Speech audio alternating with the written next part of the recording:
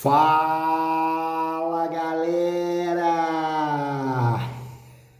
Vamos lá, mais uma aulinha aqui. Vou fazer a correção da tarefa, beleza?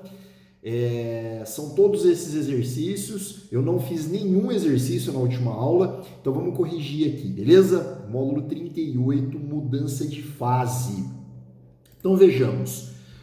Primeiro exercício, com 77% do seu território acima de 300 metros de altitude e 52% acima de 600 metros, Santa Catarina figura entre os estados brasileiros de mais forte relevo.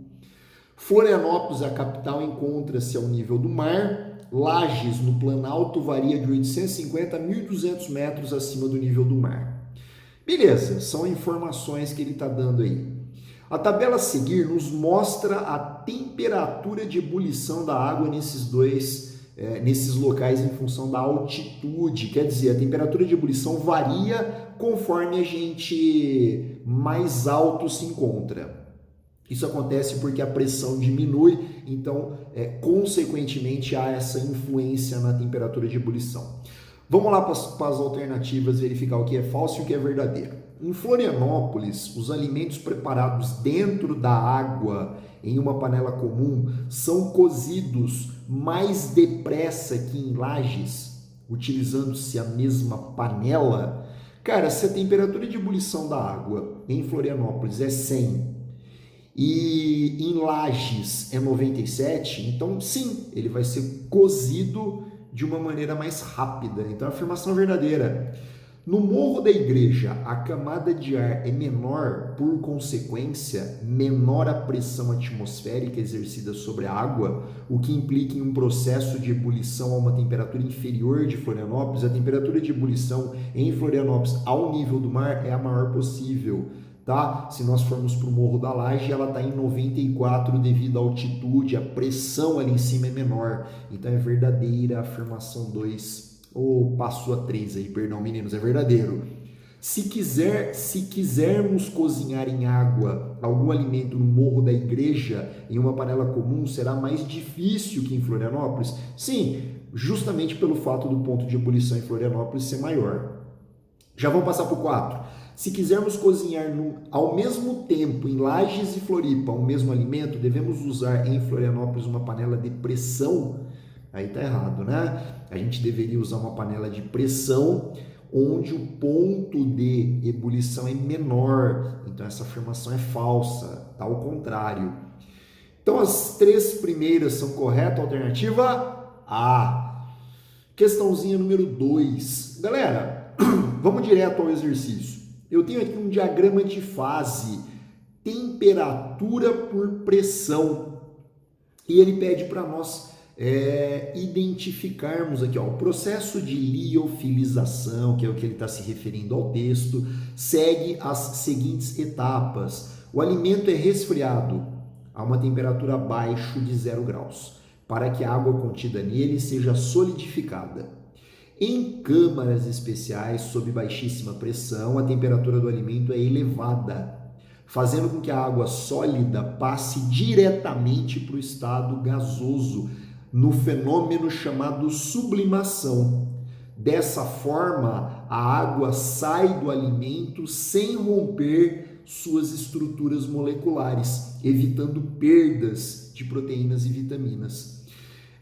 O gráfico mostra parte do diagrama de fases da água, tá? E ele quer que a gente represente, que a alternativa que melhor representa as etapas do processo de liofilização na ordem descrita é. Então, o que eu estou fazendo primeiramente? Eu estou congelando a água.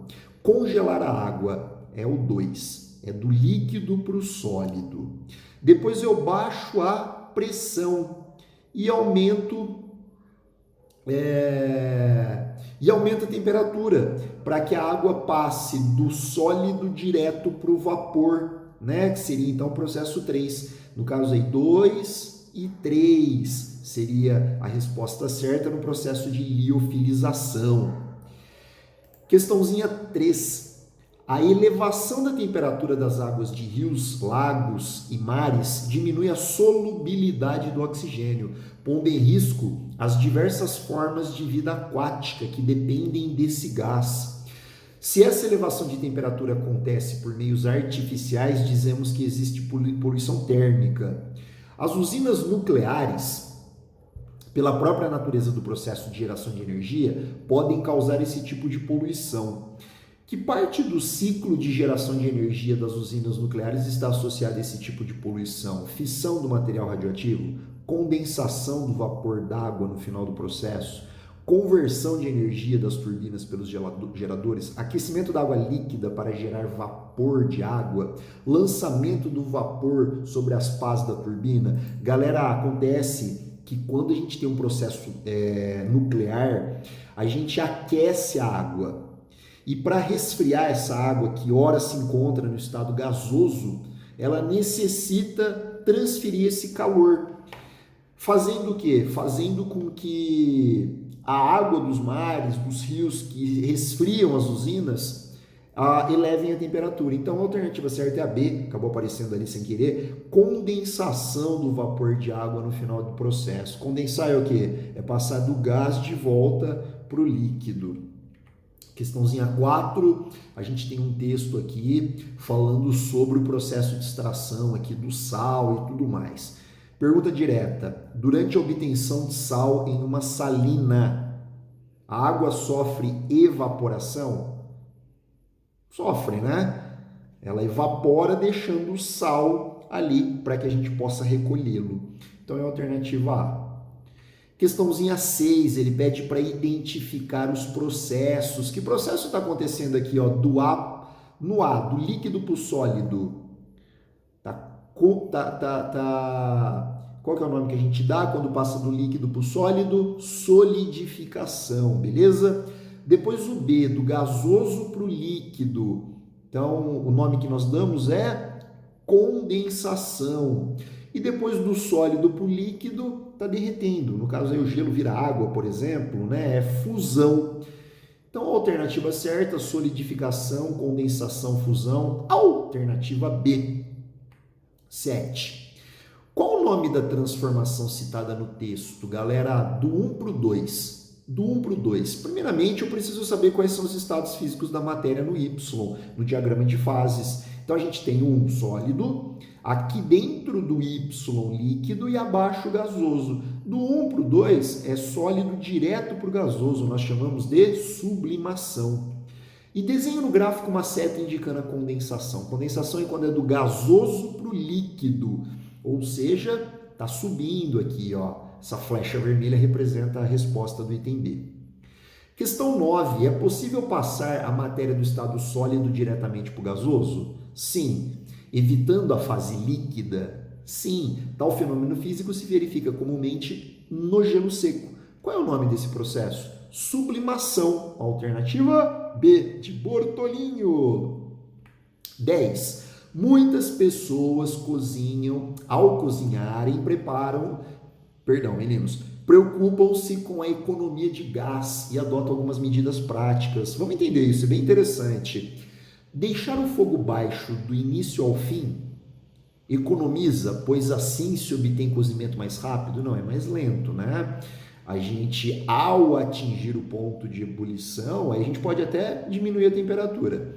Mas ao deixar a chama alta, a gente aumenta a potência da chama, o que diminui o tempo para que ele atinja a temperatura de 100 graus Celsius.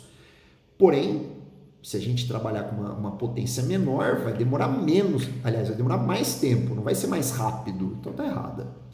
Baixar o fogo quando a água começa a ferver, pois a temperatura permanece constante durante a ebulição? Sim, ela permanece constante. Então, se eu baixo o fogo quando começa a ferver, vai permanecer a 100 graus Celsius o tempo todo ali, até ele evaporar totalmente. Deixar o fogo alto do início ao fim, obtendo uma constante elevação de temperatura? Não. Chegou no ponto de ebulição, o que acontece? A temperatura diminui. Então é falsa, só a 2 é verdadeira. Alternativa B, de Bortolinho. 11. A figura representa o diagrama de fases de uma substância simples. se a substância for comprimida isotermicamente a partir do ponto C. Galera, isotermicamente, temperatura constante. Então eu estou comprimindo. Comprimir algo é aumentar a pressão, mantendo a temperatura constante. Então vamos lá no ponto C. Aumenta a pressão, vai subir. Mas por que não está indo para o lado direito nem para o lado esquerdo? Porque a temperatura tem que permanecer constante. Então está subindo, desenhado aí na flecha. O que vai acontecer com ela? Ela vai passar para o estado líquido. Do gasoso para o líquido, qual que é o nome do processo? Quando passa-se do gasoso para o líquido. Se a substância for comprimida isotermicamente a partir do ponto C, ela sofrerá alternativa C, né? Liquefação ou condensação. Fechou, galera? Acabou. Tchau, gente. Valeu, meninos.